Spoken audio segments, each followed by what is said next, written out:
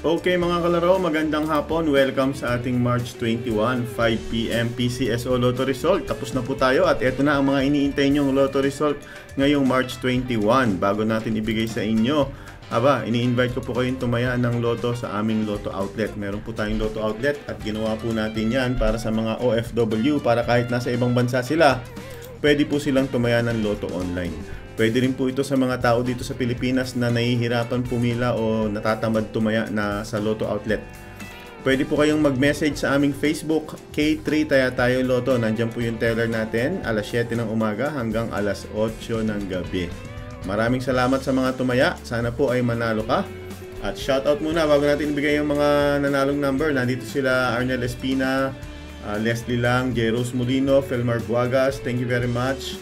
Kung nanonood ka ng live, paki-comment kung taga saan, kung replay, mamayang 9 PM, sana manood ka na ng live. Kaya mag-subscribe ka na sa Lotohan ni Ele YouTube channel. Annalyn Mendez, hello. Melinda Presbitero, at thank you very much po sa mga nanonood din sa atin sa Facebook. Eto na, ang lumabas na number ngayong hapon para sa 2D, 2513. 2513, Rosemary Ganabe, eto na po ang resulta. 2D, 2513 at para sa ating 3D Lotto, 919. 919, thank you sa mga nanood.